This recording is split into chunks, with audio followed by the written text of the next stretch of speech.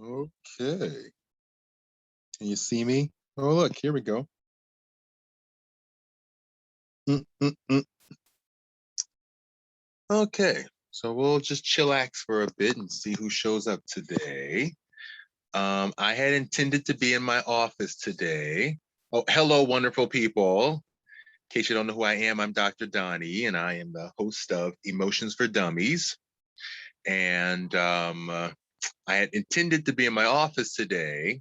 I moved to Hayward, California, and I'm in my office, but I'm having some back pain, so I came home early so I could relax. So there you go. And I've got a whole new bed set up where I am now on a, can you see it? I'm on this futon mattress that's on the floor. It's a firm, I used to have a king size mattress, a nice foam mattress, but I'm switching to a futon, a firm futon mattress because it's better for my back.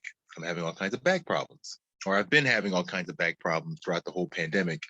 So I'm really taking my back care very seriously as I get my last year of my 30s together. And so anyway, I'm gonna do class today from bed, as I've done in the past. Oh yeah, it's 5 o'clock already. Well, I start talking, and before you know it, I am just good to go. All kinds of stuff, right? All kinds of things to talk about. Okay, so like I said, I'm Dr. Donnie, and I'm the host of Emotions for Dummies, and you are currently in Advanced Emotions for Dummies. This is the second week of our advanced class. Our first week's class was Inner Baby Work, and today's class is Inner Child Work. Inner Child Work. Okay. Because I'm doing this at home, I'm going to do this on my phone, so I don't know if I can pull up the material like I normally do.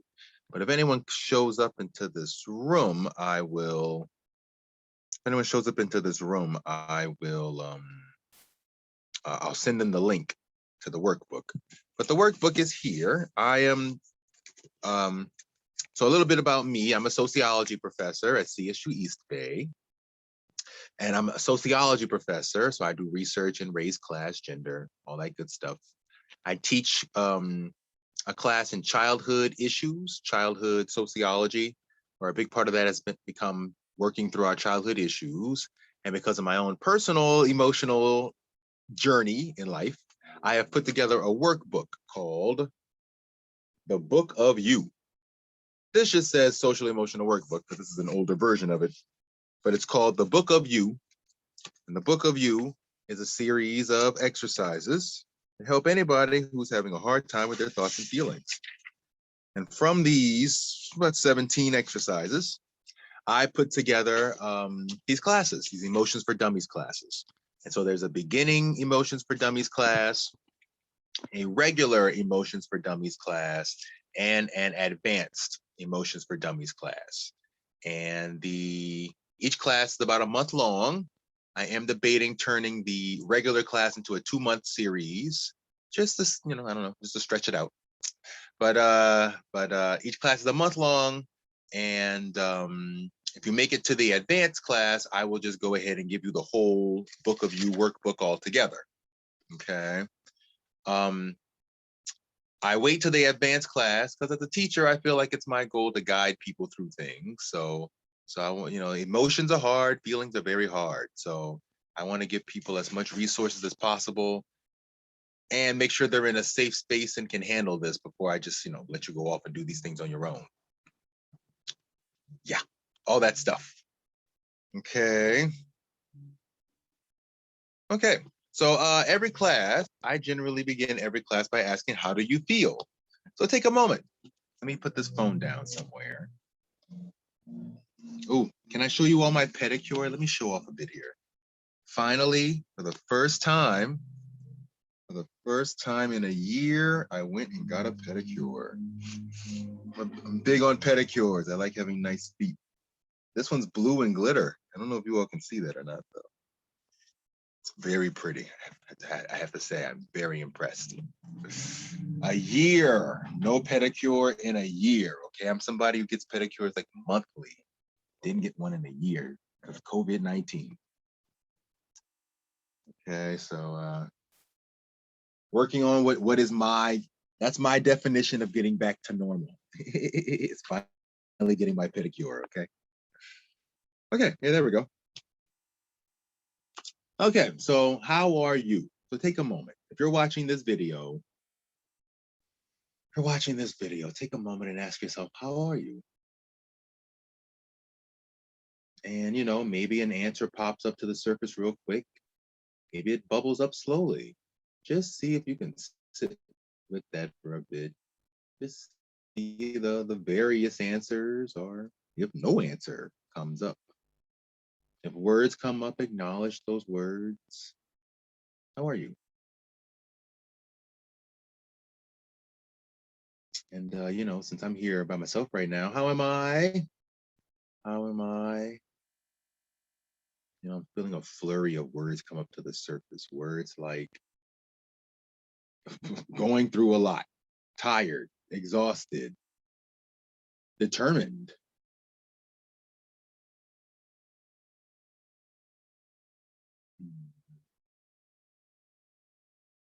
Underneath that, I'm feeling open to learning. Open.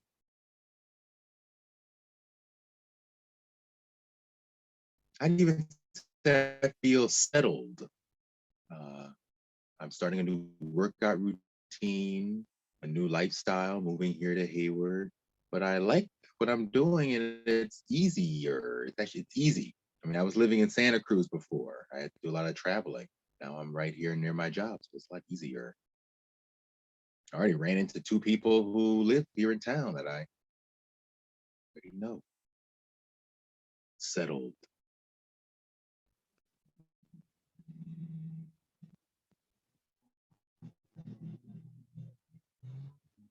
Whatever you're feeling, just make space for what you feel. It's so important to get in touch with your feelings. Your feelings matter to you, right? So, we all want someone to ask us how we feel and really hear the answer, you know? So let's ask ourselves, how do we feel? And really hear the answer. Validate how you feel. You have every right to feel how you feel. Anyone who went through what you're going through would feel that way.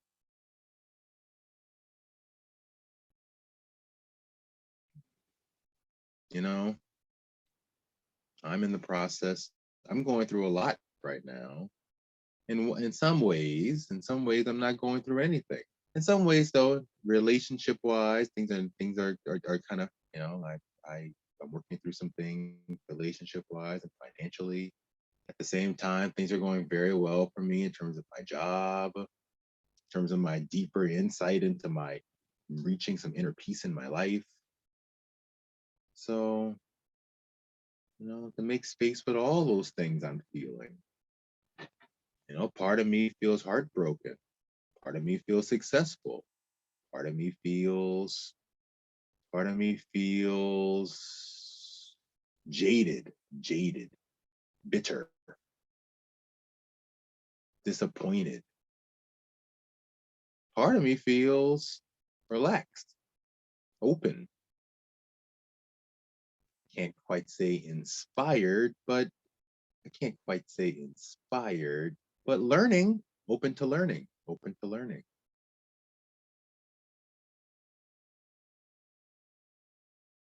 And for you might only have had just one word that explained how you felt, or not even a word, just a vapor, just a feeling, just a who knows what, just an irritation in your throat, right?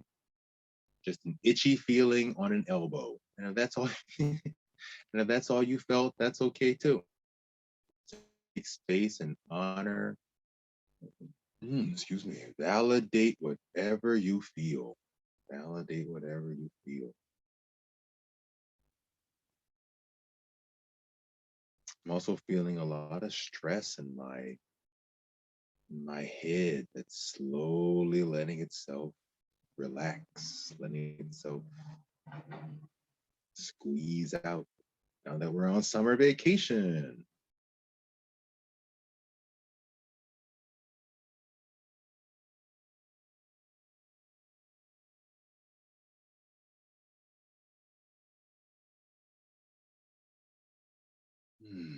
Okay. Okay. So, these advanced classes are about getting in touch with harder stuff, which is the second half of this book of you material. Ooh. Ooh. So, last week's material was called Inner Baby Work. And I recognize I didn't host class last week. I'll just say a few words about, I did do the exercises though. I'll just say a few words here. Inner baby work is all about self-soothing. How do we learn to soothe ourselves as children? And how can we relearn how to do it now as an adult, right? It's about comforting yourself, learning how to deal with distress tolerance, handling a crisis we can't manage or solve. Simple little things like just rubbing ourselves, patting ourselves, getting a hug, sucking a lollipop, sipping some tea, listening to the sound of the ocean, cooking some food, finding a stuffed animal, just walking barefoot on grass, all sorts of things that we can do to comfort ourselves immediately, the moment we are feeling upset. And that's the beautiful thing about it, is the moment we are feeling upset, there's a whole set of things we can do. Now I'll tell you, the moment you actually get upset in life, you're going to do whatever you've trained yourself to do. So sure, we can think a million times, but the moment it really happens, if your normal habit is to get mad and beat yourself up, well then, you might end up doing that, right? But the more we learn and the more we practice, the better we can get. So one day, maybe you only beat yourself up for, you know, 2 hours instead of all day. Then maybe one day you only beat yourself up for 1 hour or 10 minutes, right? You get 10 minutes and then you can work through it, right? Then who knows? Maybe one day you actually don't need to beat yourself up at all. Okay. It's just all practice and baby steps, moving towards something, healthier for ourselves, something that feels more right for ourselves. Okay. Okay. So that's inner baby stuff. And we actually had a whole visualization where I have people imagine themselves holding a little baby. And then what would you do if the baby started crying, right? How would you comfort that baby? There's all sorts of people that are doing that exercise. I mean, they get all kinds of, they can't do it, or they can only do it for a short time. Or they have a humongous breakdown cry because they've never given themselves that kind of care and compassion. And it's important to go into all those little spots you feel inside that are hurting, hard, uncompassionate, and give care and compassion to all of those little parts of you. So important. So important. Okay. But today we're going to look at inner child work. I'm going to read what I have here in this workbook. And this may be an older version of what I normally read, and that's okay.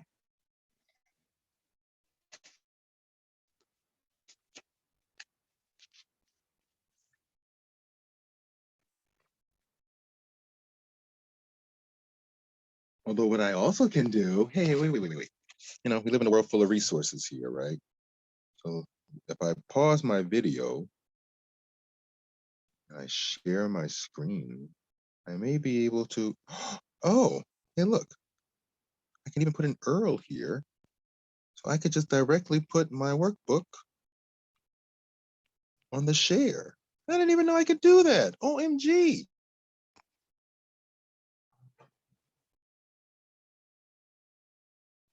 That's the wrong link though. Here. Let's try that again. Whoops.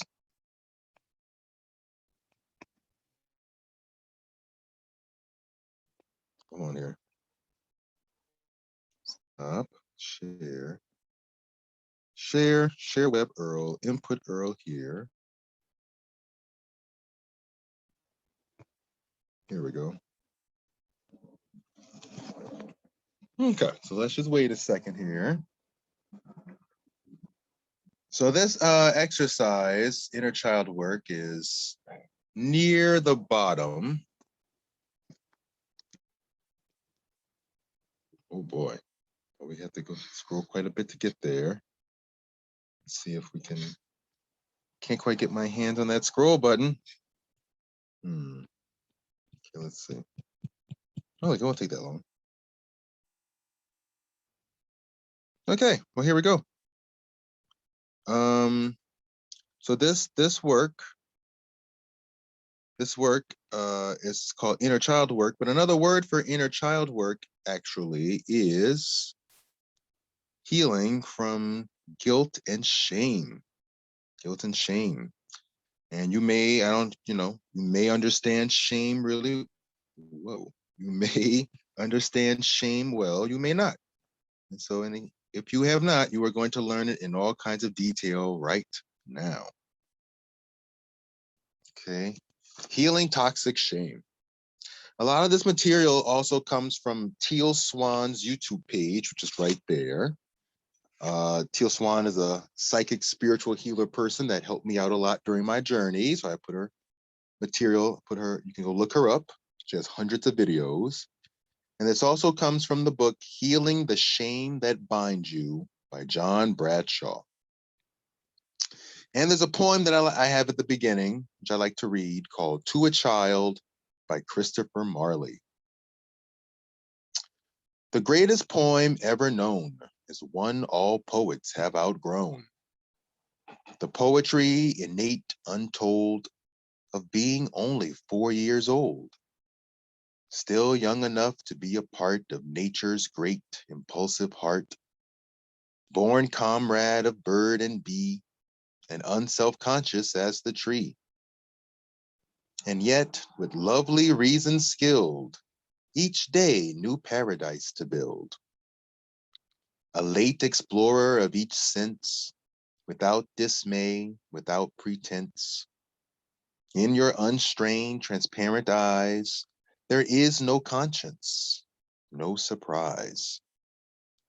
Life's queer conundrums you accept, your strange divinity still kept. And life that sets all things in rhyme may make you poet too in time. But there were days, oh tender elf, when you were poetry itself. Ain't that nice? The beauty of innocence, the beauty of being a child. As babies, we are born with a complete, unique, innate sense of being, but also innocent and powerless. Then we are socialized into a family and a society that teaches us that certain thoughts, actions, and desires are good, acceptable, and others are bad. Or in other words, we learn to judge and compare, which leads to shame and guilt. Guilt is feeling bad about going against your morals. Shame is the recognition of one's limitations. Shame and guilt can either be healthy or toxic. Feeling guilty about something you did promotes thinking about how to do it differently. And feeling shame prompts you to question your beliefs. Ideally, shame teaches us to value our connection to God and appreciate our limited part in the larger picture. However, when we have guilt, shame about a core part of our identity, like our race, class, gender, sexuality, or if your parents made you feel wrong for just being alive or wanting anything, then we develop toxic shame and start to deny and hide who we are so we can be accepted by others. As kids, our parents were our role models and only friends for many years. And so they literally made up our whole sense of life, universe. We are not born with the developed sense of I yet, So we trust caregivers to model for us both how to be a person and what to expect from others. By teaching us to eat, bathe, ride a bike, and learn, we start to internalize how we should care for and love ourselves. Shame is so deep that by the age of 3, children have already ingrained in them a model of how to process their shame by watching their caregivers. So not only is the shame we feel ours, it is also the shame we inherited from our caregivers or even ancestors, which can outright crush our childhood ego. If our parents gave us good enough support, we grow up feeling the universe is on our side. However, if our parents violated our boundaries, then we feel the universe is against us. If we can call the light and conscious, open, and healthy parts of ourselves, if we can call the light the conscious, open, and healthy parts of ourselves, then the shadow is our childhood wounds, deep emotional boundary violations buried by shame into our subconscious. These parts are in resistance to the light, so addressing them is called shadow work. Because this shadow often begins in childhood, this is also known as inner child work. In a healthy adult-child relationship, the adult demonstrates healthy shame by recognizing their limitations, taking responsibility for how they deal with their feelings, and admitting to their faults. However, in a toxic, shame-based environment, we learn to ignore our feelings, blame, guilt, shame others, take things personally, and never admit to being wrong ever. This teaches children that they are responsible for the abuse that happens to them and the traumatic things they are feeling. To survive this soul murder, we learn to repress.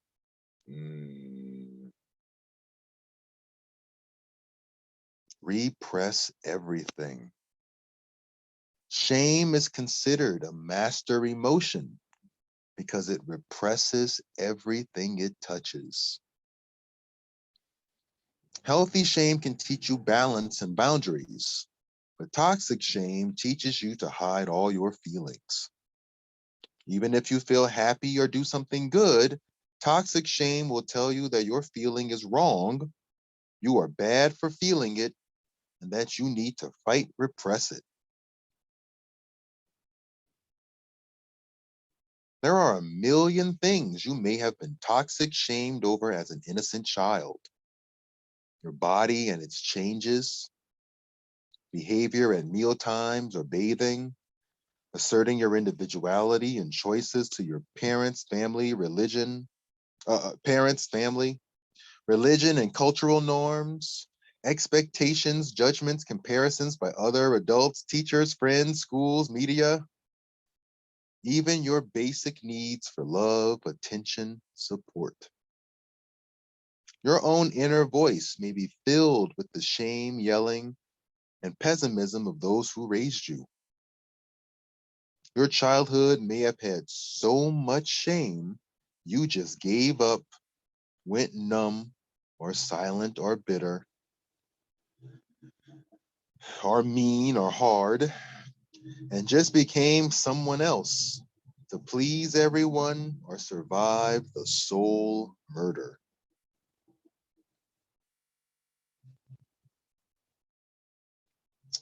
This ego split means that the two parts of our brain, the frontal rational part and the back emotional part, do not develop together. You can use logic and willpower to change yourself, but your repressed natural emotional self can only react from experience.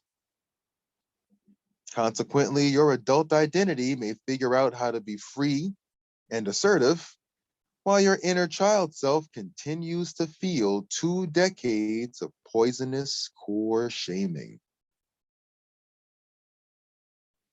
Parts of you may be hypersensitive and prone to outbursts of hidden rage, terror, or depression, suicide, feeling like the living dead. You may overcompensate for the loss by becoming a superficial nice guy or a caretaker or people pleaser. It hides your needs through enabling, rescuing, and using others. We all want to fill that core badness, emptiness so much we will engage in anything to feel love. So all unhealthy behaviors, addictions to drugs, food, sex, obsessive compulsive thinking, worrying, judging, codependency, extreme individualism or loneliness, perfectionism, idealism, being superficial, workaholism, keeping busy, constant procrastination, etc., are tied to repressed core shame.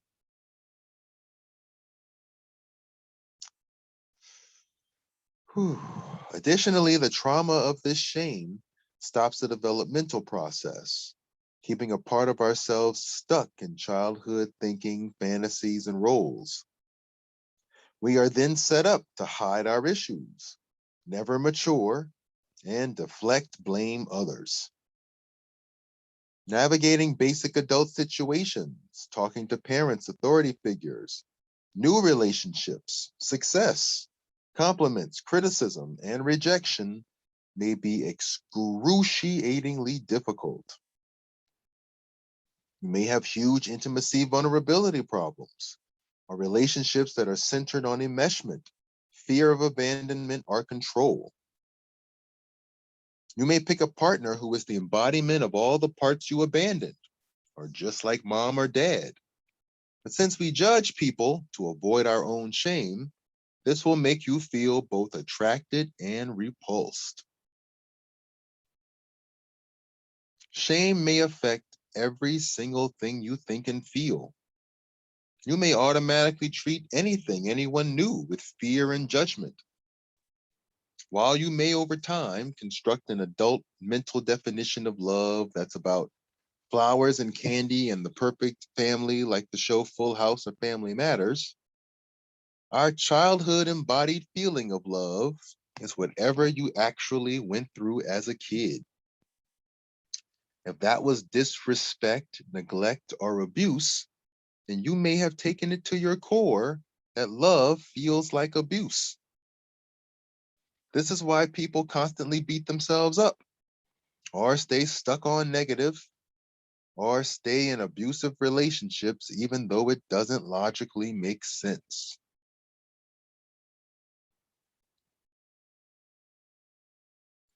Your whole way of dealing with life can be touched by so much shame in your core, heart, love tank. You may be a shame based person, have no idea of what healthy would even be, and no example of it anywhere ever in your life.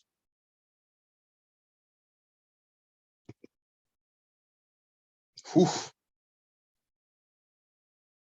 As adults, we often avoid, deny our emotional reality by judging our inner child woo woo as something silly or not really important, much like the adultist ways we view children. However, if we made a graph of our lives, the adult part of us is pretty recent, while the childhood part has been around for much, much longer. This means, ironically, that our inner child is actually the oldest part of who we are. And if the mind is 80% unconscious, there's a strong bet that your unconscious child mind is going to get its way 4 out of 5 times. As the oldest part, it is the most authentic, natural expression of yourself before you were socialized. It is the part that is closest to your heart. A key part of healing our inner child is acknowledging, externalizing, and legitimizing any shame you have taken on, including our caregiver's own shame, and to teach ourselves self vulnerability by making a non judgmental space of unconditional loving care and uber baby soft sensitivity to slowly let up all those painful repressed feelings. This validation allows us to heal our split off neurotic hurting parts, reshape the negative inner voice we have. Oof. Oh,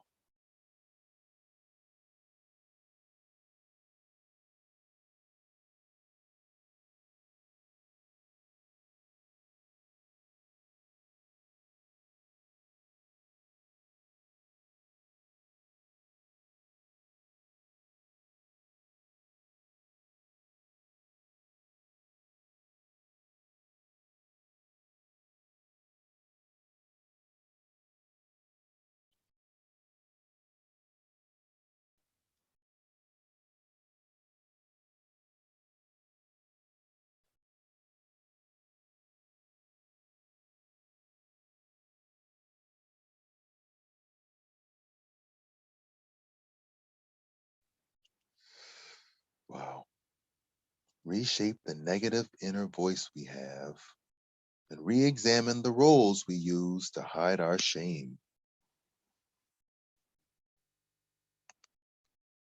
Once we can handle it, we can open up to new experiences our inner child needs to heal, stand up for ourselves, and express our shame with safe others. Inner child work often involves some kind of play therapy or imagination. The following exercises will help your inner child. I'm so sorry. I am so sorry. The following exercises will help you address shame, judgments of others, and imagining a power word to give your inner child the power you wish you had then.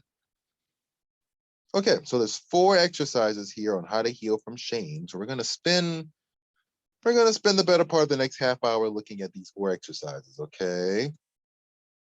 So number 1, get hella good at unrepression.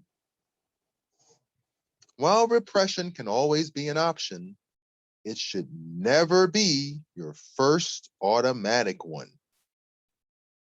This is why expressing any of our emotions is healthy, because it's a start to unlearning the toxic core shame repression process. You may have been holding on to shame from your parents since you were 3. So allow yourself to breathe, rest, meditate, imagine, and unrepress everything. Every thought, feeling, relationship, habit, assumption, like, dislike, smell, animal, vegetable, mineral, literally everything, good, bad, otherwise, if it arises in any way, and especially if you know you hide yourself behind it, let yourself unrepress it. Even on a physical level, unclench everything. Okay, let's give it a shot. Let's give it a shot. I'm gonna put this down for a second. Let yourself unrepress everything. Whatever comes up next 5, 10 minutes, whatever comes up, just let yourself unrepress, unrepress, unrepress.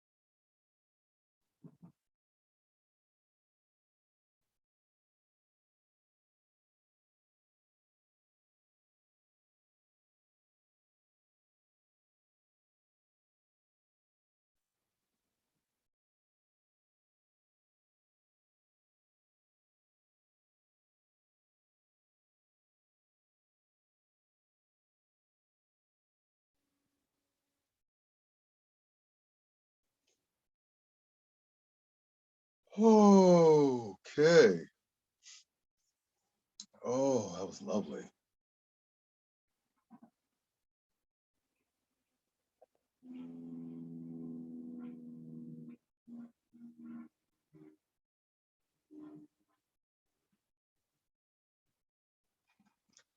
Now, hopefully you were able to sit and let yourself unrepress. Ooh, that was something. Ooh. So just know that anytime you're dealing with things, you can always do that, right? You don't have to just sit and suffer. You can let yourself just unrepress what you feel. Just unrepress what you feel. Get hella good at unrepression.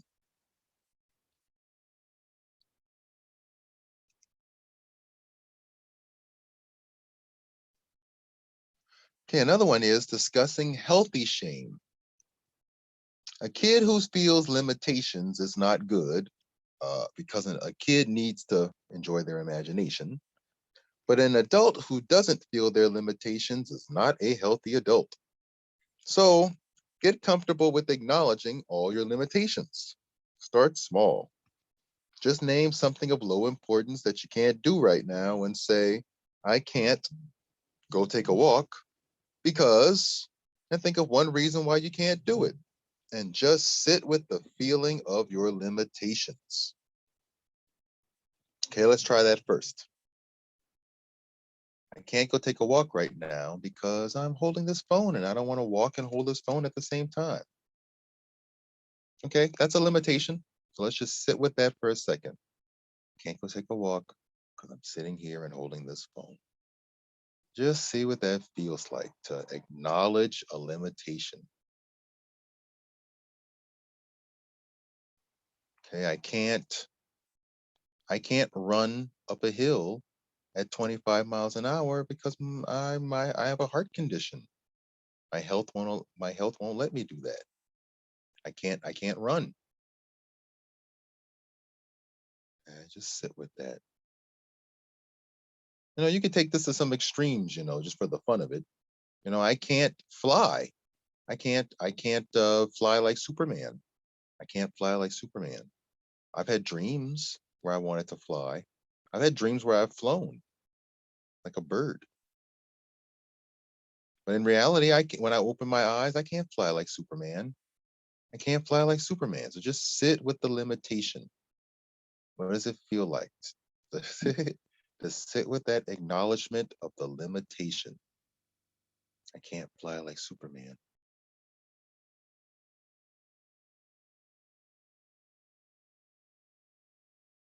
And then you can take this deeper into your own life. I can't go back to being 20 all over again. Can't go back to being 20 all over again. What does that feel like to acknowledge that limitation? The time machine didn't happen. The gray hairs are showing up bit by bit, more by more. Can't go back to being 20 again.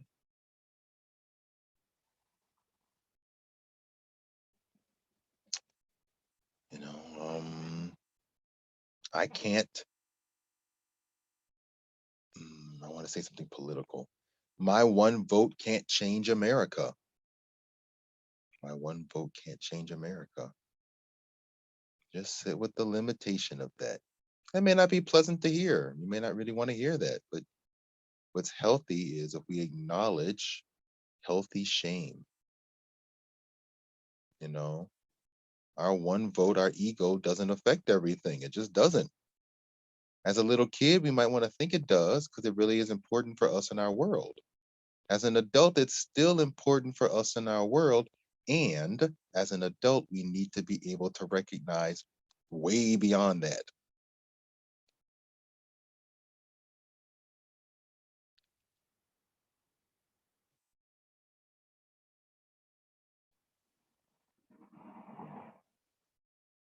Okay, let's see. More advanced is to say, I'm not good enough to find one good thing about the shame you just felt. Okay, let's see. I'm not good enough to. So if I said, I'm not good enough to go outside with this phone right now, I'm not good enough to. I'm not good enough to. I value rest. I told you all my back was hurting. I wanted to rest and do class from my home. Also, my internet is here, and I need to use my internet in order to use my Zoom meeting. I guess I don't have to use my internet, but I have chosen to use my internet, and I wanted to lay in bed because of my back problems. So no, I'm not good enough to walk around. I need care. I need back care. So it's a good thing I honored that limitation because I'm honoring my back needs, the pain I'm feeling. I'm honoring what it takes to heal. That's funny. I should say that actually, because this morning I actually thought about getting on a bicycle anyway, getting on a 20-minute bike ride and walking the bike up this humongous hill. And something in me was like, that doesn't sound very loving at all. We're not going to do that today. I'm glad. I'm glad. I was feeling guilty that I didn't take the bike ride. And now I'm thinking, really, the not taking the bike ride really was self-care. I'm also telling myself that, if I really care so much about self-care, I could do some stretches also before today's over. So that's one other good thing about feeling this shame is no, I'm not good enough to go walk outside right now. I needed to rest and I need to engage in some kind of stretching later today for myself. That is good. That is a good thing for me. Okay, really listening to my body, really listening to my 39-year-old body, right? I'm not 20 anymore. I really need to listen to my 39-year-old body. This is what my body is telling me here now. And I don't have to put a number on it, This is what my body is telling me here now. This is the only body I have. I don't have that body I'm thinking of, whatever age I put on it. I don't have a body I'm thinking of. I have this body, right? It's great to have a mental plan of going to the gym and biking every day. And you're going to do what this actual body says is possible at the moment.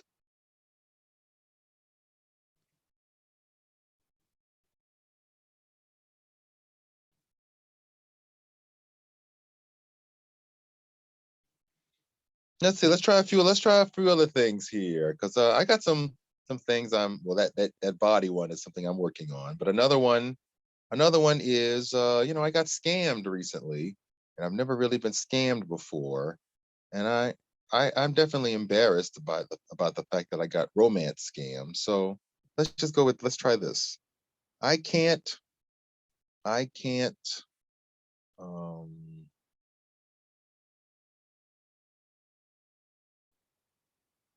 I can't keep on getting scammed. I can't keep on getting scammed because I ran out of money. I can't I can't keep on with the scam because he disappeared. I can't keep on with the scam because I wasn't given a choice. I wasn't given a choice. He took the money and disappeared. And just let yourself sit with the limitation. And that's something I have not done. I've been angry, upset, blaming myself. Just sit with the limitation. I can't continue getting scammed. I can't continue the relationship I had with this person because they disappeared. So I can't do it. It's over. Just sit with the limitation.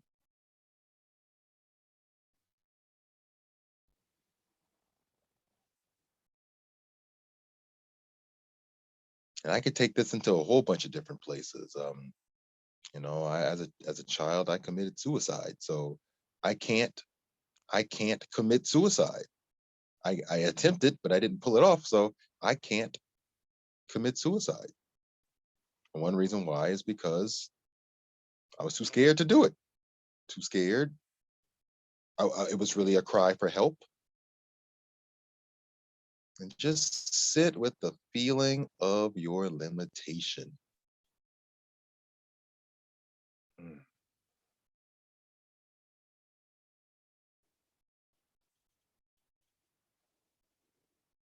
I'm not good enough. I'm not. I'm not good enough to continue getting scammed. I'm not good enough to continue getting scammed. How is that true? Yeah, I would have complained forever. Eventually, I was going to run out of money because I wasn't going to put up with this. It was going to be one more headache after another, and he got fed up, and that's why he left.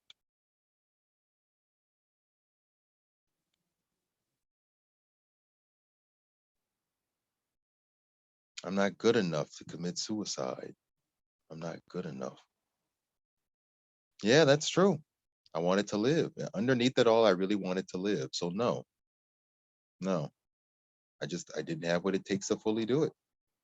That was one of my limitations. I mean, thank God, huh? And thank God I would run out of money. Thank God I had enough sense to put my foot down and say, okay, this is enough.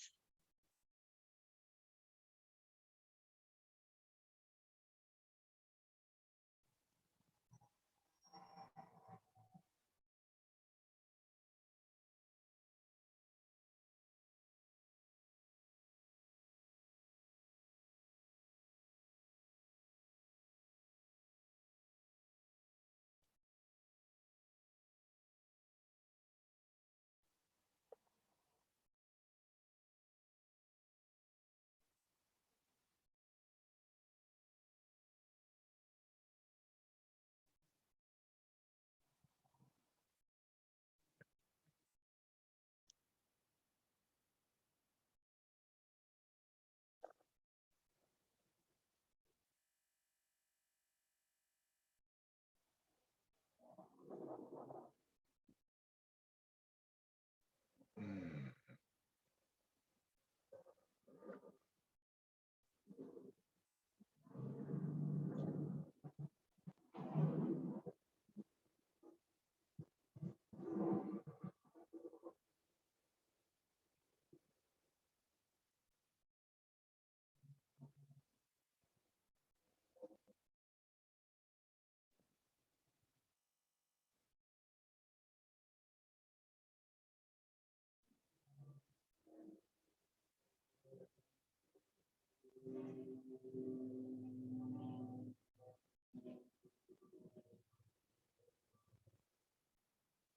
That's a funny exercise because it starts off with the I'm not good enough and I can't. And you immediately start feeling like a what? Look, I can do anything. If you sit with it, you can feel the ego, the defense you have to muster up to say those things. And if you really sit with the not good enough, what you really come to is a total validation for why you are the way you are. And that's always going to feel better than trying to argue and defend, try to be somebody. You ain't got to be somebody. Underneath it all, everybody's nobody, just free. Okay, let's try another one. Labeled wrong. Go through this worksheet and name something that you struggle with. Why are you that way? What happened? What did you have to label wrong about you to become that way? Imagine what you wish would have happened instead. Okay. Well, if I went through this worksheet and named something I struggled with, well, I have a hurting part. I have a place in my brain that I just feel pain all the time. Comes up, I never control it. I can make it, I can work through it here and there, bits of it shake off, but it never fully goes away. Why am I that way? What happened? Hmm. Well, ever since I was very young, I mean, I didn't have a lot of my mother was very overprotective and I didn't have a lot of friends and my parents didn't really play with me very much. And so I remember being like 4 or 5 and deciding I would make my own friend in my head. I would talk to myself as a way to deal with being so alone. And I remember this too, because I was in the bathroom on the toilet. I really got into like spending hours on the toilet because it was just me just talking to myself, figuring things out, keeping myself company. Never really thought about how weird all that was until now. Until I'm saying all this out loud. Weird. I guess that's a judgment though, isn't it? Yeah, I did a lot of talking to myself, keeping myself company, a whole lot. And of course, that was a lot of thinking, planning, worrying.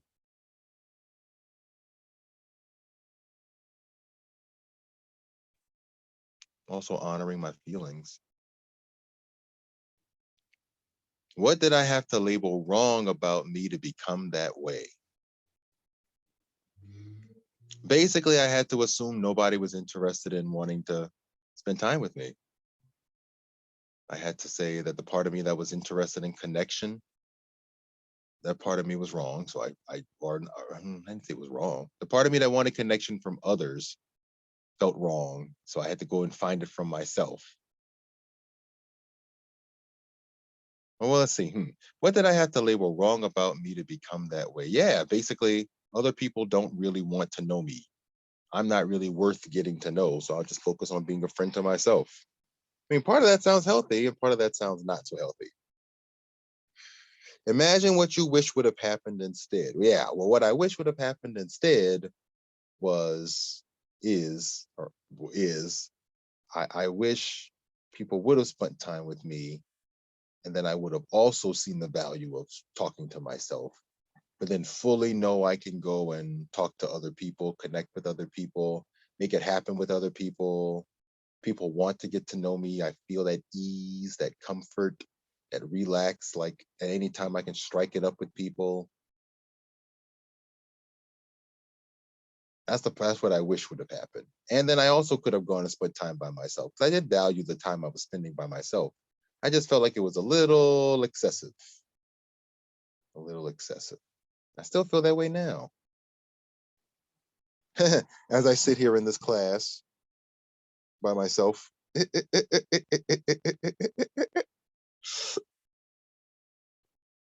I'm imagining this as I say it all out loud. Yeah, what I imagine really is just I'm just a more outgoing person. Or at the very least, I'm willing to just put in those kinds of connections.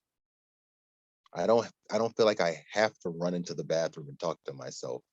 Maybe there's a bathroom check-in. There's definitely a bathroom check-in.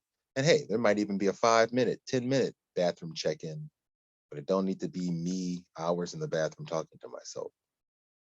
I don't feel so alone. I wouldn't feel so alone.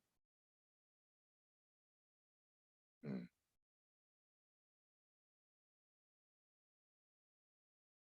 No, I'm talking, but I gotta be honest with all of you. These things are hard to feel into.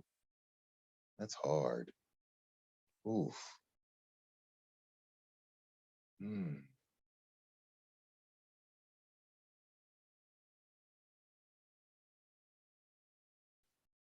Yeah, God forbid. Maybe could have even had queer parents who were more open-minded. So that way when I said, hey, I want to do girly stuff or paint my toenails or, grow my hair out, they would have been excited even to support me.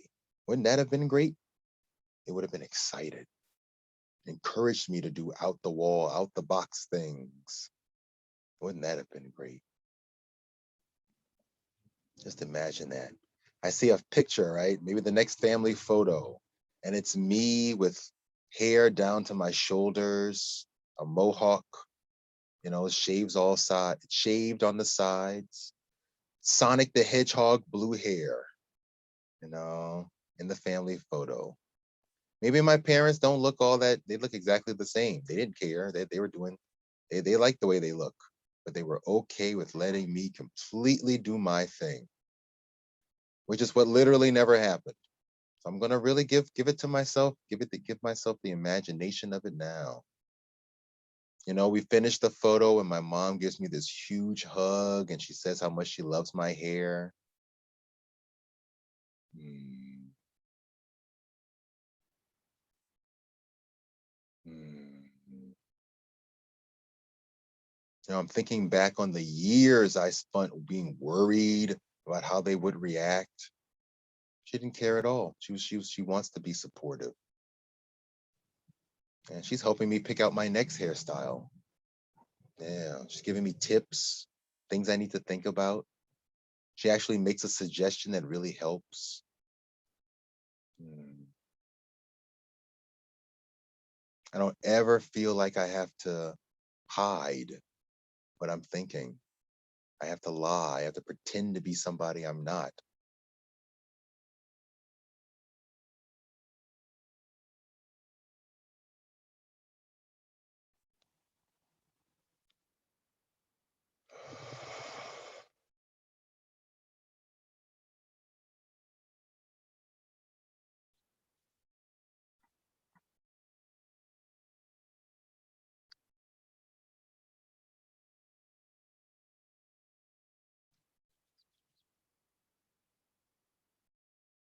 Okay.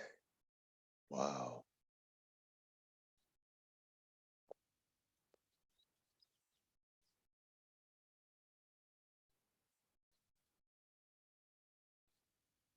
My dad gives me a huge hug. He says, I don't, it's not my thing, but I'm so happy you're doing you.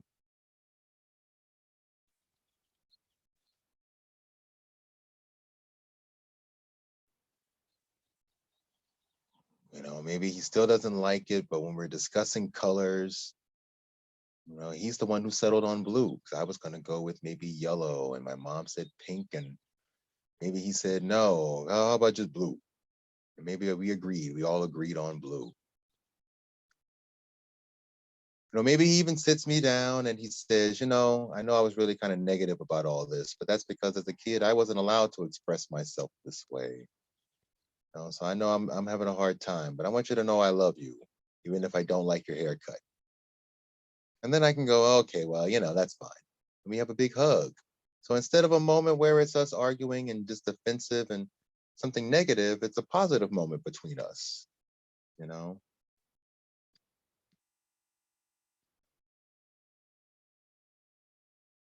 Maybe the following year, he actually says he's thinking about getting an earring and we all support him in doing that.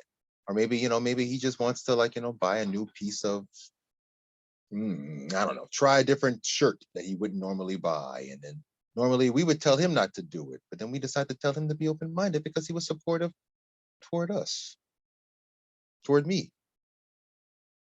Okay, just let yourself imagine it because none of this happened in my real family situation whatsoever. Okay, so I'm letting myself just imagine it so I can give myself what I needed. I can really feel it too. If my father had been that way and was willing to have those little conversations with me, I would have been somebody who didn't feel like I had to hide. I would have felt heard, validated. We could have agreed to disagree and I would have still felt loved instead of ignored and unloved.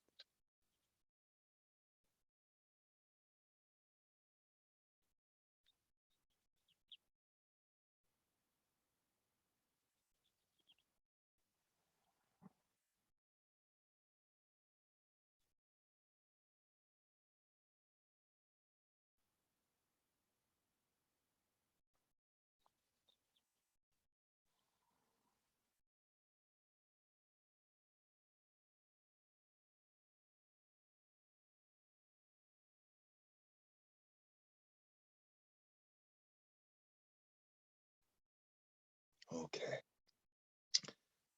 Okay. Let's try a few more, yeah.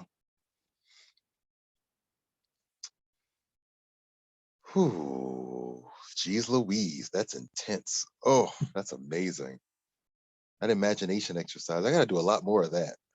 Just imagining a happy family, taking all the moments that were not happy and imagining how I wish they would have been happy.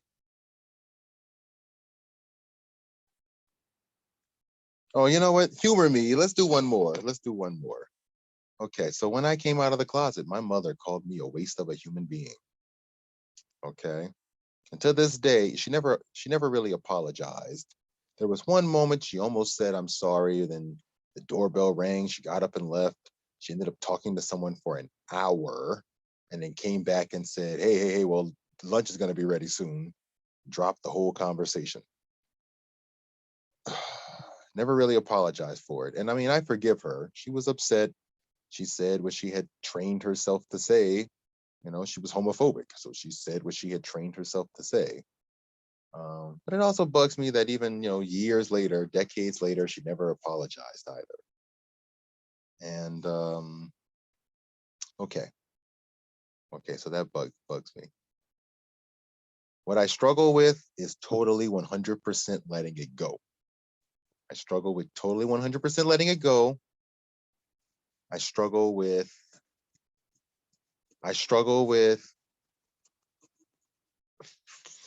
the resentment I feel about my childhood. I still struggle with the resentment I feel from my childhood, which I could say resentment. I struggle with resentment. I struggle with resentment as a Black man. I struggle with resentment as a Black man, big time. And I struggle with resentment at home, my family situation, huge. Why are you that way? What happened?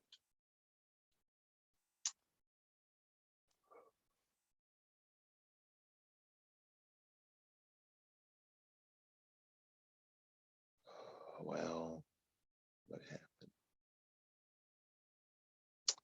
Well, first things first, I can remember being about 4 or 5, singing at the top of my lungs to my dad's record collection. I got all into his record collection. And I thought that if I got into it, maybe he'd be interested in spending time with me also. And then there was a day when I was singing at the top of my lungs, really enjoying it. And I looked over at my parents, and both of my parents were looking at me like I was crazy. They were looking at me like I was crazy for singing all like that. Just looking at me like I was crazy, just waiting for me to shut up. And I remember I got so angry. I just stopped singing. I sat down on the floor. I just went into the music, into the album. This is the record collection.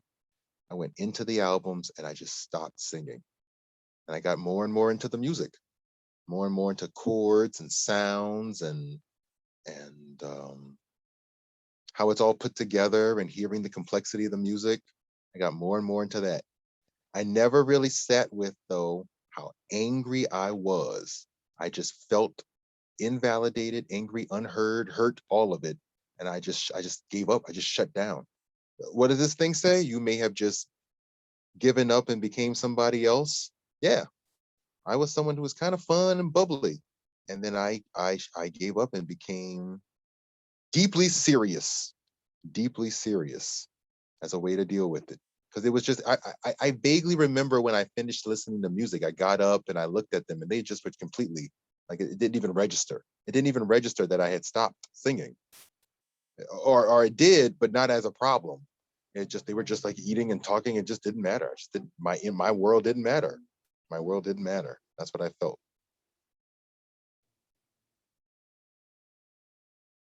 That was definitely the resentment. The resentment I held on to.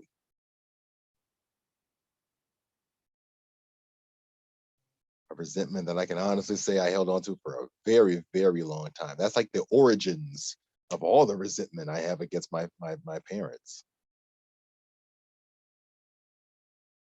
And then of course everything else that happened in life just got added on top of that. So certainly coming out of the closet and getting told I'm a waste of a human being was just added on top of that.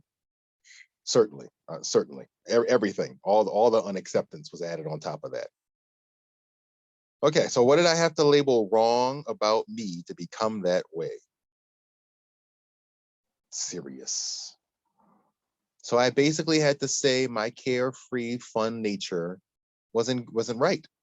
I basically had to say my carefree, fun nature was wrong because if it was right, they would have given me some kind of, approval, support. They didn't give me any.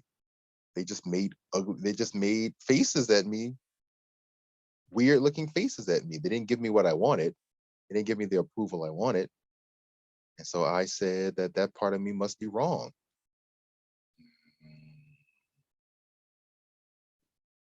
Hmm. Well, imagine what you wish would have happened instead. Okay, I'm listening to the music. I'm singing at the top of my lungs. You know, it's Tina Turner. Okay, let's say it's Tina Turner. Okay, I'm singing. What's love got to do with it? At the top of my lungs, on and on and on. I look up. They're looking at me, and instead of nervous and annoyed, they look intrigued. They look intrigued. They're like, "Wow, he's got a voice. Oh, we got to look into getting him some lessons." Yeah, they're having a conversation about it. You know, wow, maybe we should look into getting him some lessons. He likes to sing so much. It turns out he really likes music. Why don't you go spend some time with him and tell him a bit about your music collection and explain where you got the albums from? Yeah, maybe. You know what? My parents. Oh, you know what? You know, and then maybe I'm still singing real loud, and they tell me, "Hey, Donovan, lower your voice a bit, okay? We're gonna talk about music later." And maybe I lower my voice. I think I'm in trouble. I'm all nervous. And then maybe they finish dinner and they come over and they grab some of the albums and they explain, who this person is and why they're important. I could explain who Tina Turner is. I was like 4. I didn't know who that was. Explain the haircut. Explain, the Mad Max movie. They could have explained, the history of Tina Turner. She used to be in this band with Ike Turner. They were in this show together, and then she got older and she dances and sings, and they could have explained all sorts of things. They could have just explained all sorts of things to me about music. I'm seeing my dad hold me in his arms while we look at album art together. He really liked Parliament Funkadelic, so he could have sat down and explained the albums. He could have looked at Maggot Brain and he could have explained all this stuff in the albums. My father literally never explained any of it, literally nothing ever. I mean, at the best, I'm talking one sentence ever from him, okay? One sentence in 20 something years of listening to music, one sentence. Listening to all those albums, I listened to those albums for probably a decade. One sentence, okay? I got one sentence from him. Okay, so my father, he's holding me. We're explaining the album covers. Maybe my mom puts one on and she dances around a bit. And what I'm getting from this is, they care. They care about my music. They care about this interest I have in my music. They care about this interest I have in music, right? They're willing to show me all this stuff. Yeah, we're having fun together. It's a hobby I came up with, and now we're all using it to have fun. We're all learning about each other here. We're having fun together. So instead of a moment where I'm all brooding and serious and alone, I'm connected, right? I'm engaged with other people.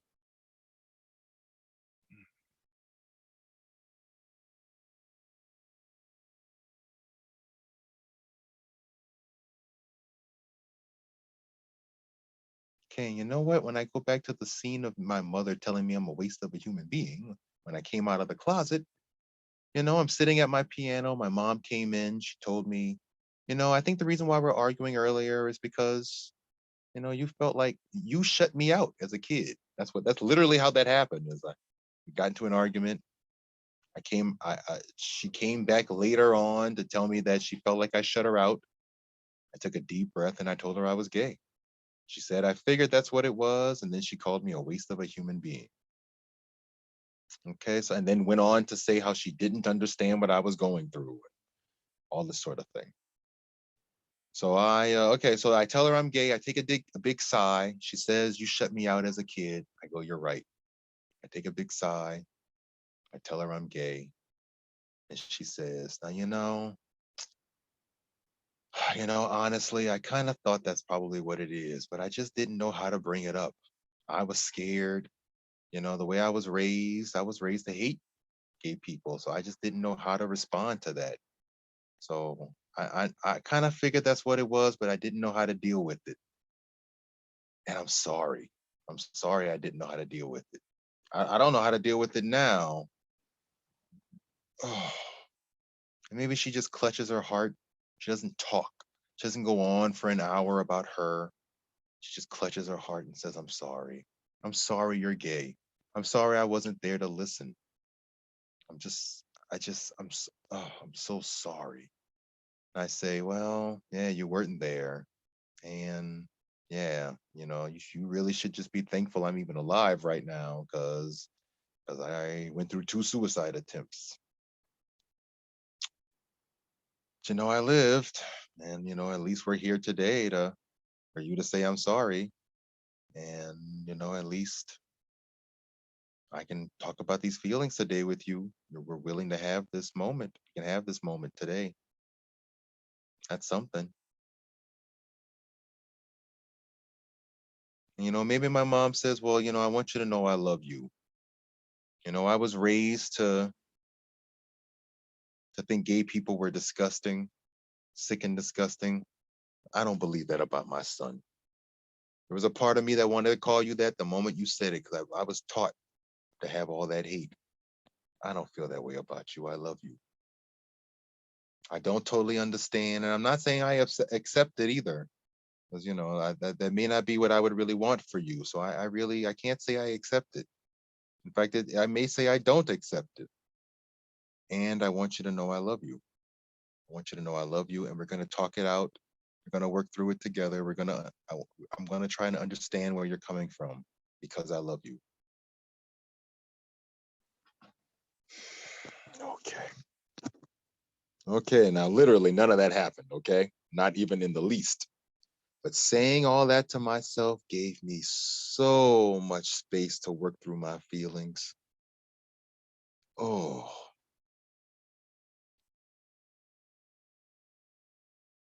for the first time, reenacting that just now, I realized she did say that I kicked her out of that I shut her out, that I shut her out. I absolutely did shut her out. She was right. I did shut her out. And then, she called me a waste of a human being, and I still kind of shut her out because why would I bring her in after she did that, right? For the first time here at 39, I can admit she was right. She absolutely got that part of it right. I couldn't even honor it. I couldn't honor that then. I can honor it now.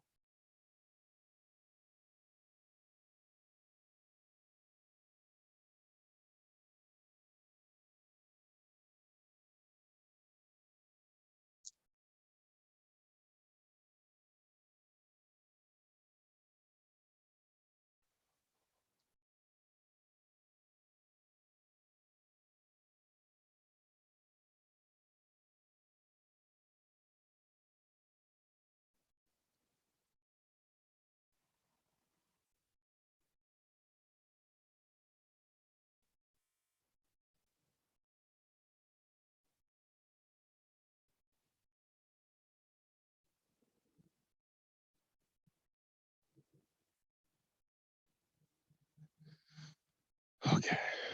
Okay. And the last one here is hiding shame. Make a list of all the things you don't really want anyone to know about you, and tell yourself the story about what happened and identify the shame you are still holding on to. Is there anything healthy about your boundaries, limitations, humanness that you can learn from the situation now? Okay, let's see. Let's start light here. What's something I don't want anyone knowing about me? Well, let's see. Well, something I don't want people knowing about me is my cleaning habits. My cleaning habits. I'm not a slob. I've never been a total slob, but I've never been a neat freak ever. If you're on a scale of 1 to 10, 10 being super clean, I would put myself at a 5. But a 5, as someone who is, generally a high achiever in everything else in my life, you would think with cleanliness, I could pull off at least getting a 7 or an 8, and I would put it at a 5. And that's something I don't really want people to know about me. Okay. And what happened? What happened? What happened? Well, I had a mother who We cleaned, and then my mother always looked at what we did and said, "Oh, well, that's good. Oh, but you forgot this though," and then cleaned after us. Constantly cleaned after us, which honestly, after that constantly happening, it made me feel like nothing I did was good enough. And then eventually we got to a place where we just stopped cleaning. Me and my brother, we just stopped cleaning. My mom would complain, and then she'd walk in and clean for us.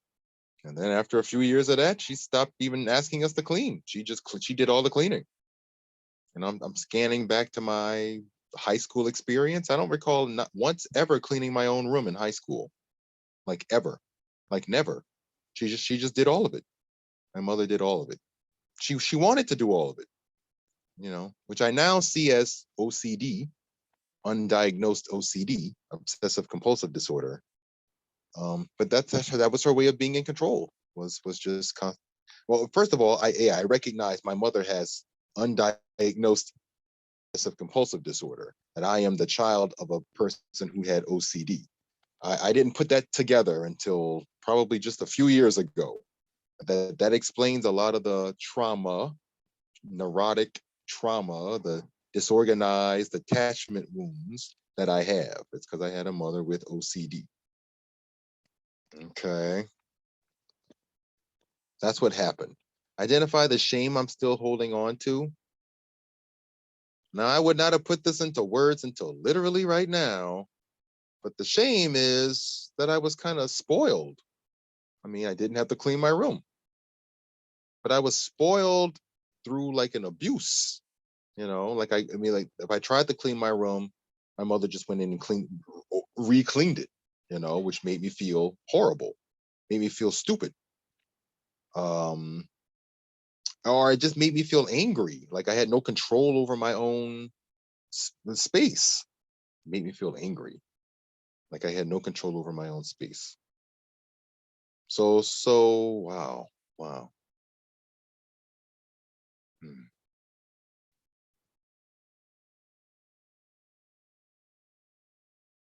All that anger I felt then, all that anger, I never let that out. I just had to repress that. My mom kept telling me I should be thankful that she cleaned it. Look how good it looks. No one validated that anger. I mean, I was furious. I mean, there was no way for me to say no. Starting tomorrow, I'm going to clean this room, and that's it.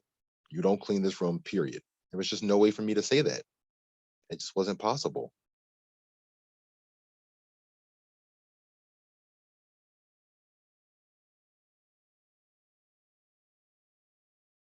Yeah, there's being ashamed of not standing up for myself. Basic fucking boundaries. So yeah, cleaning today brings up all these boundary violations. Oh my God. Oh my God. Yes, it do. Oh my God. Cleaning brings up all these boundary violations. Yeah. Oh,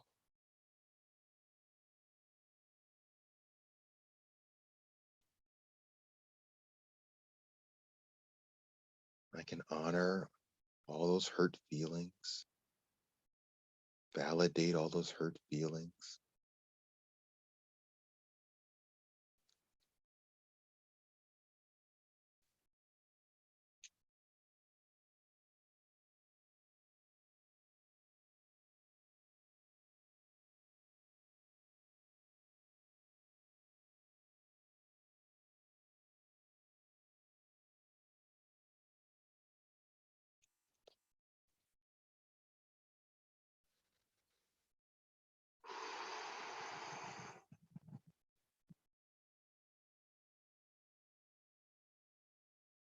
Wow.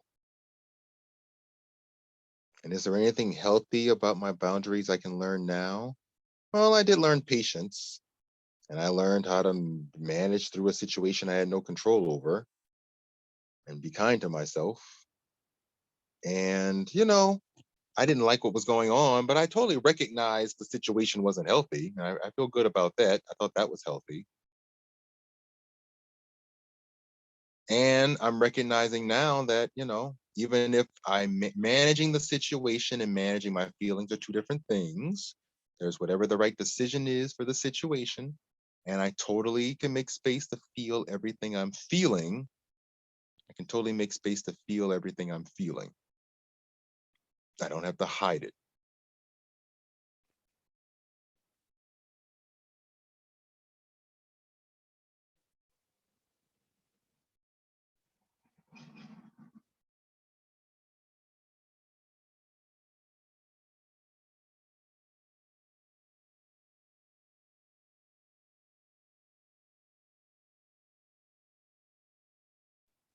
Wow. Wow, wow, wow. Okay, we're going to try one more. Something I don't want anyone to know about me. Mm. Oh, well, another one is I have a horrible history in relationships. I mean, I'm 39. I have yet to have an intimate relationship that has lasted longer than 4 months. I had one relationship that lasted a year and a half, but that was long distance. We were only actually together for about 6 weeks. And of course, I had a 10-year relationship with the cat, who I called my cat husband. But with human beings, I have only had the longest it's been is 4 months. I'm embarrassed by that. So what happened? What happened? Why is that? Why am I that? Why am I that way? What happened? What happened? Well, I have a tendency to be all into people because I'm meeting someone, I'm really interested in them, I'm excited. And then I tend to rush into relationships pretty quickly. And then so a few months into it, we're in a routine, we're hanging out regularly, and I'm discovering things about you, and suddenly I'm not so excited anymore, right? Like I start discovering the limitations about people, you know, that they're super open-minded, but they don't really listen very well to other people, or they're a super interesting person, and they're totally accepting toward black people, but suddenly toward Arabs they're kind of racist, or they're a loving sweet human being, but then I discover they're actually on 15 different kinds of prescription mental health medications. Like, the moment they get stressed out and their final exams are coming up, they turn into a totally different person. Or I could give you a list of where I was putting up with someone, it moved fast, suddenly things happened that I was not okay with, and instead of, oh, let's work through it, I said, I'm out, I'm done, bye. I had one relationship, I only stayed with the guy for longer because frankly I had just run out of money, and I just was tired of breaking up with people, so I let him break up with me. That happened once. Then there was another guy who, the 4 month guy, the guy who made it 4 months. He I thought was the one. And then I had surgery, and 2 days out of surgery, he wanted me to give him some head, and I told him no. And he went from, I hope this relationship's gonna work out. Oh well, I don't know. You sure you don't want to just a little? I hope this relationship works out. And the moment he said that, I was like, I played it cool. And then he left the next day for a trip. But needless to say, when he came back, we broke up. That was that. That was that. So, but even with him, he rushed into meeting me, and I was the one who told him to slow down. But then I went along with his speed, and then that happened, and then we broke up. Okay, so I rush into things. What happened? I got a hard time with patience. I rush into the relationships. I rush into the relationships. So why do I rush? Why do I rush? Why am I that way? What happened that I would rush into a relationship? One is I trust, like really quickly. I meet people, I feel comfortable, so I go, okay, well then this will probably be fine. There's no way to really know that. That's kind of an assumption, but I definitely think that way. I definitely think that way. I think that it'll be fine, but I know good and well the moment I get some information I don't like, I'll have a problem with it.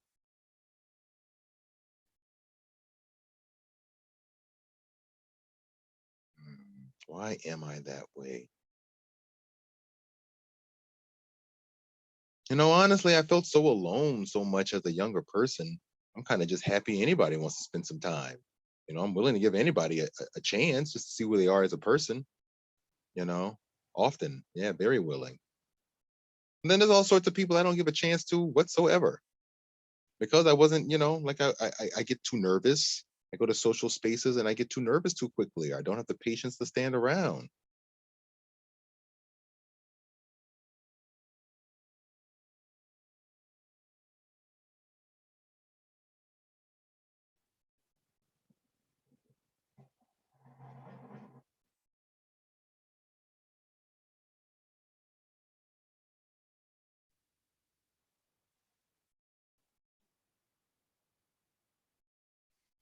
Yeah, being alone like that all the time, when you finally deal with people are people either take a lot of work or they make you feel really uncomfortable. You're really hoping that someone's going to work out to be the super grand fantasy come true, right? The fantasy that would have saved you from childhood, the childhood experiences. I could see that. And then when it's not, yeah, how can you help but feel super disappointed, even at the slightest thing? So if someone can't fulfill your fantasy, it's like finding out you met Prince Charming and then, you're all happy, you're ready for the wedding. And then you go meet Prince Charming again and you discover he's full of moles and he smokes cigarettes all day and his breath is he's finally smiles and his mouth is just black tar all over his teeth. Honestly, that's kind of how I've treated a lot of my partners. I found out one thing, they're on prescription meds, there are mental health meds, or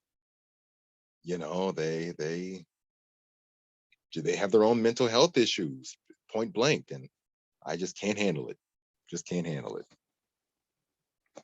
Couldn't handle my own mental health issues until I started working on myself. Yeah, that's the truth of this. The reason why is because I couldn't handle people until I was willing to work on my own mental health stuff. And now that I've worked on my own mental health stuff, no relationship can ever take the place of the relationship with yourself. I was putting my own self relationship was really fractured, and yeah, I don't need to be ashamed about that. That's healthy to admit that. Yeah, I had a lot of wounds I needed to acknowledge and work through and heal so I could become somebody who can, who can have healthy relationships. Yeah, yeah, yeah. It's being human. Everybody has lots of people have unhealthy relationships, and hell, the world's full of people who had a healthy relationship for 10 years, 5 years, and then 10 years into their 5 year I'm sorry, 10 years into their relationship, they look back and realize the last 5 years were not healthy. Maybe the first five were healthy, the second five were super unhealthy, but you put up with that person anyway when maybe you should have left.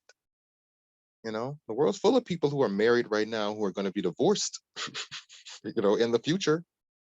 And married doesn't have to mean healthy, and divorce doesn't mean unhealthy. Doing what's right for you is healthy. Putting up with something that isn't right for you is unhealthy, right? One good thing about all those things I went through is I didn't want to put up with something that didn't feel right for me. It wasn't the right time. I had all those wounds. It wasn't the right time.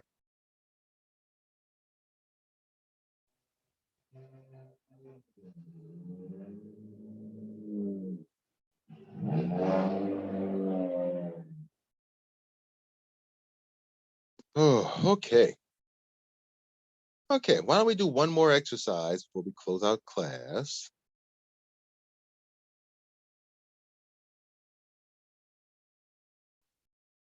Let's do one more. Let's do this child work, parts work exercise, okay? So I'll just read this. When our whole self was denied, fractured, wounded during our childhood socialization or other traumatic experiences, we began to split off our whole self into different parts.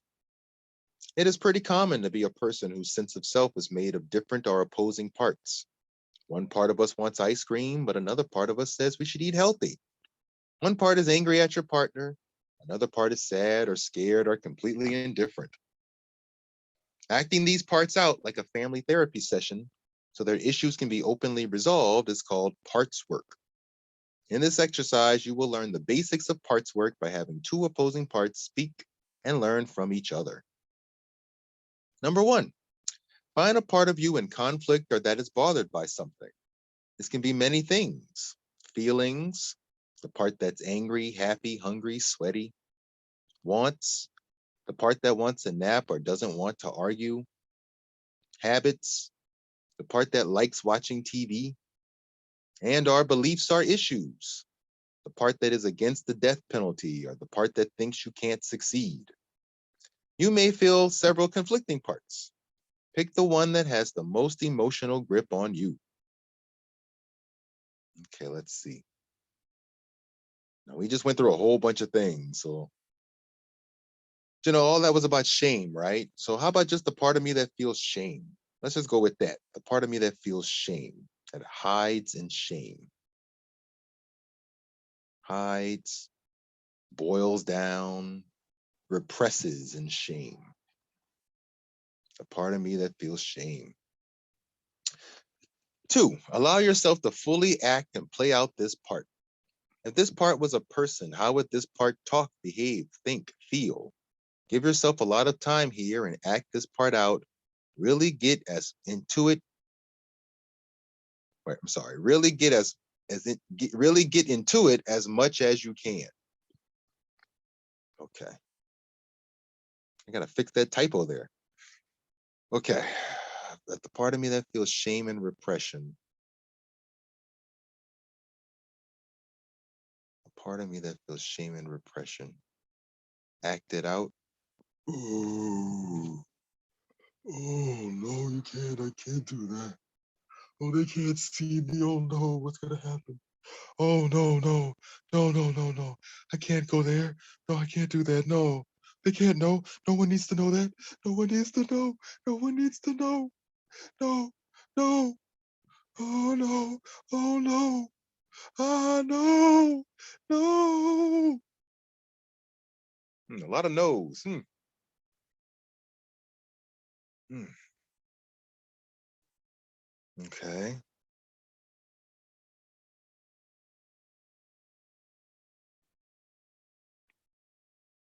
Hmm.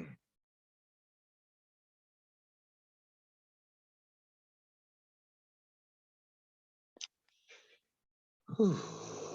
After you have given this part full expression, we can ask this part some questions. When did this part begin? When did you change? What is this part's purpose? How do you keep me safe? What do you need to be happy? And how do you feel about me? When did this part begin? No, no. Hmm, I don't exactly know, but what comes up for me is like a little kid, maybe like not wanting to get hit. That's what I feel. A little kid afraid to get spanked by their parents. No, no. Maybe I'm getting dragged out of somewhere. That's what I feel. I don't remember getting dragged out of anything, but I remember getting spanked. So let's go with that.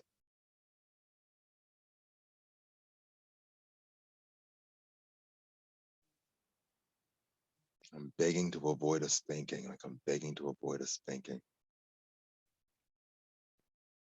When did you change? Yeah, I'm begging. I'm begging and pleading to try to keep myself safe. I feel so defenseless,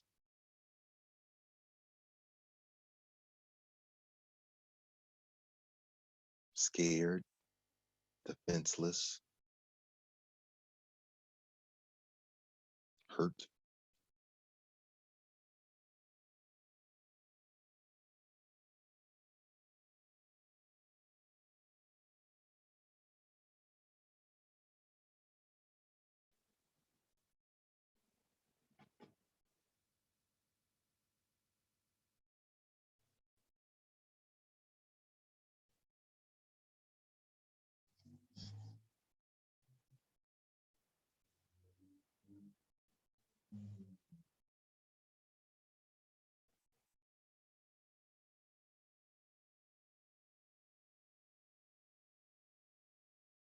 What is this part's purpose? Yeah, to fight on behalf of me, even when I feel like I can't fight on behalf of myself. I'm helpless. I'm fighting for me even when I'm helpless. That's how you keep me safe. What do you need to be happy? You need some empowerment. You need to be able to say no, and then no is not a oh no, please don't, and then I get hit. It's no, and then it stops. Or it's no, and then we're gonna get into a fight. You can hit me, you can try to hit me, and I'm gonna grab this thing and I'm gonna fight you. And in my actual family, that might not have worked at all, but as an adult right now, that absolutely is what this part needs. That is absolutely what this part needs, to recognize that that no is not a weak no. It's a no, point blank. You need empowerment. And how do you feel about me? Yeah, I feel sad, sorry that my little kid me can't say no and be honored. Yeah, I feel sad. I feel sorry.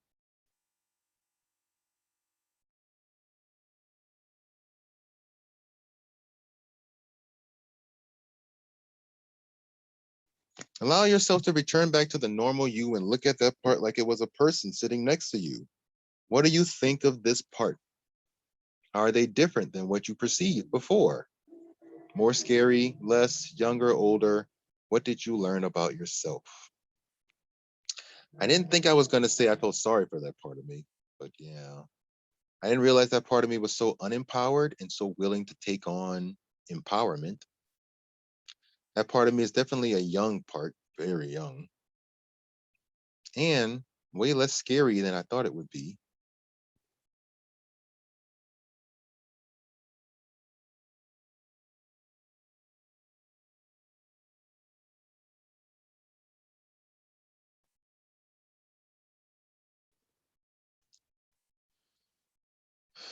The part of me that hides to shame needs to feel empowered. If the part of me that hid the shame and repression felt empowered, I wouldn't need to use shame and repression so much. It wouldn't hurt so much. I could use it in ways that even benefit my life instead of ways that harm me, instead of it being toxic. Hmm.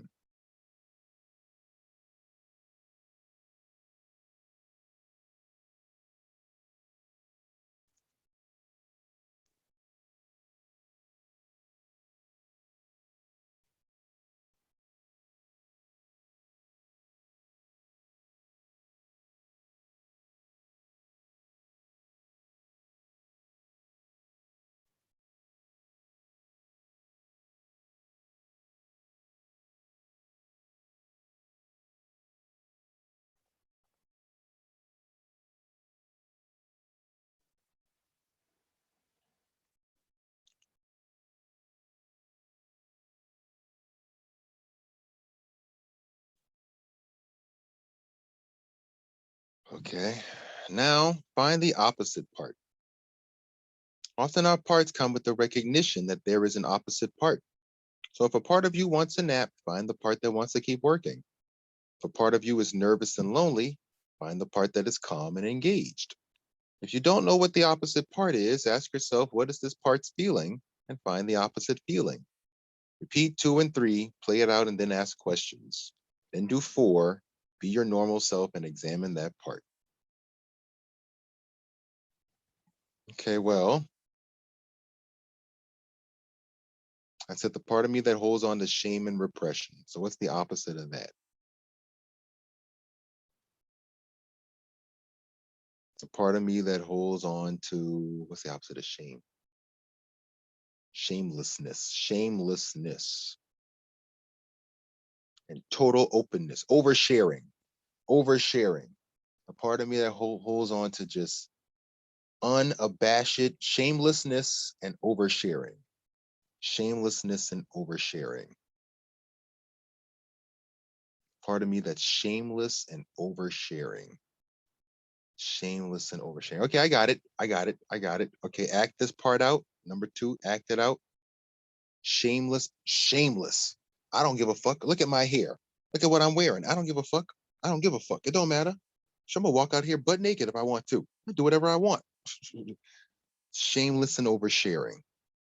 You know, I can give you all kinds of intimate details about, what my breath looks like, or my masturbation habits, or all this personal stuff about my family. For some people, that's super oversharing. Shameless and oversharing. I open up all the time about I discovered my brother, was molested as a child and he collects child pornography. Shameless. My family cut me off essentially as a family because they didn't want to deal with this. Shameless and oversharing. Shameless and oversharing. I don't give a fuck. I don't give a fuck. I don't give a fuck. I don't give a fuck. I don't give a fuck. That's a song I heard. I like that. Okay, I notice when you start getting to the repeated mantra, that's how you know you really kind of saturated these things. Shameless and oversharing. I don't give a fuck. I don't give a fuck. Okay, when did this part begin? Now, I can remember being about 7, 8, maybe like, middle school. So maybe like 8, 9, I guess. I don't know. And I can remember being at a place where I noticed that I got sick one day. And the moment I rarely ever got sick, but when I got sick, I went from being a nice, mild-mannered person to someone who was very angry, complaining, I don't give a fuck, angry, whining. When I got sick, a whole different person came out, kind of like this person. I noticed, yeah, when did you change? Yeah, it's sort of like, I can't really, yeah, it's like by the time I was 7th grade, I guess, I just hit this place where I was just fed up. And I was going along with everybody's systems of doing things, but no one asked me my opinion on anything, and I was fed up. And I went along with everything, but I was fed up. So yeah, part of me when I got sick, really annoyed, pushed to the limit, yeah, I got real grumpy and un un un unashamed, unabashedly unashamed and unrepressed. It finally got unrepressed. I'd had enough. So what's this part's purpose? To let me know when I've had enough, to let it all up to the surface, to let me know how much I'm stuffing down. How do you keep me safe? Yeah, if I keep repressing all this, I definitely I'd be suicidal. What do you need to be happy? What does this part need to be happy? Hmm. Validation. They need to know underneath all this complaining is pain. I need someone to acknowledge my pain, to acknowledge I'm going through a hard time, to be kind to me, sensitive, kind to me. I want a hug. I want people to let me know I'm not alone. I want people to know that even when I'm in a good mood, I'm still holding on to all this pain. I want people to know that even when I'm in a good mood, I'm still holding on to all this pain.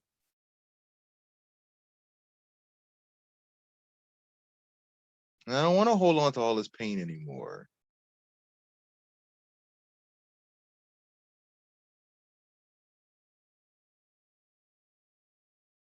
If I wasn't holding on to all this pain, I could still say I don't give a fuck, but I would care. I would listen. I still would just 100% still do my own thing. I'm going to do 100% what feels right for me, but I could still give a fuck. I would give a fuck and then do what's right for me if I wasn't holding on to this pain underneath it all. How do you feel about me? I think Donnie, honestly, Donnie's cool. Donnie's cool, but Donnie could not give a fuck a lot more. Donnie doesn't give a fuck big time in some ways, but then in other ways you really do give a fuck. If you were someone who just totally didn't give a fuck across the board, I think you'd be better off. You'd be a lot more relaxed.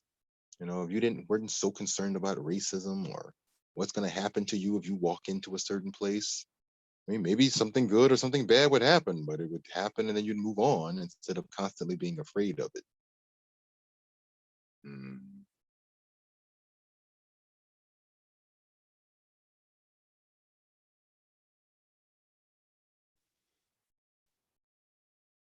Okay, what do you think of this part? Yeah, it was a young part. Um, a happy part though, a very happy part. I noticed that. Complaining, but actually feeling pretty good because it was all getting off your chest. So that part felt very light, right? The I don't give a fuck. I don't give a fuck. Felt very light. How are they different than you perceived before? I hadn't really tried to perceive it before, so I don't know. I guess I was gonna think this person was maybe silly or I don't know. I don't know. But I'm realizing it's much more serious than I thought it was. Certainly not scary.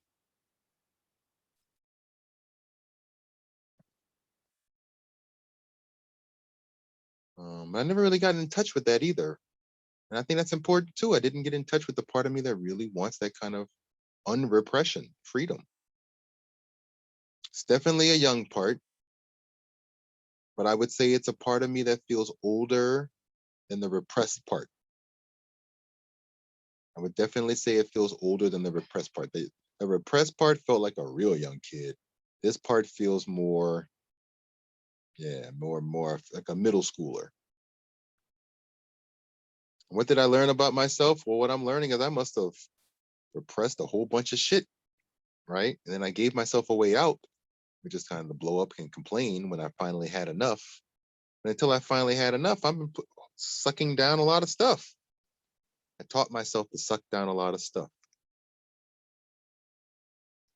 Okay, now here's final part, part 6. Ask yourself, how do these two parts connect? Can the first part help the other part or vice versa? Can the first part help the other part? Yeah. If you let me know what you're holding on to, I could complain a lot quicker. So that way I don't have to sit with it that long. Um, yeah, I don't have to sit with it that long. I can think of strategies for dealing with it better. I don't have to wait till I finally had enough to not give a fuck. I can just start feeling just a little bit of stress and decide I don't give a fuck. That way I don't ever have to get to it being a big problem.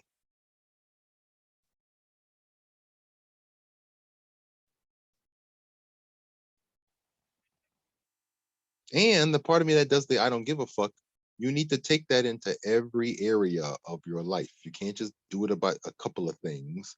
You have to go into all these areas where you really do actually care and work through those feelings. Bring this energy into those feelings. Be sensitive about it too. Use your imagination to give each part what they need. If it needs friends or to feel important, imagine a party. If it needs safety, imagine a bodyguard or a door you can lock. Remember these two parts that we have that remind these two parts that we are connected. We have to get along because we are in the same body. Notice if anything changes within you. This exercise can be very intense. Practice really good self-care.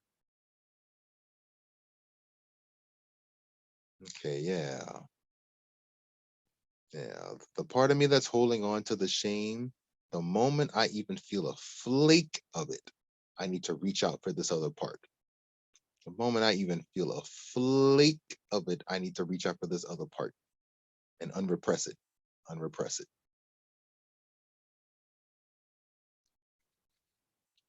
And the part of me that's just big on I don't give a fuck needs to get more sensitive. Needs to be a lot, can be a lot more sensitive. I need to be sensitive enough that I can pick up on even a flake of what's going on with the shame part of me. Not just I don't give a fuck, I'm not thinking about it. Yeah, that whole I don't give a fuck, it's really insensitive. It's just really like ignoring a lot of things. I need to pay attention to these things and then use that energy. Use that stand up for myself energy.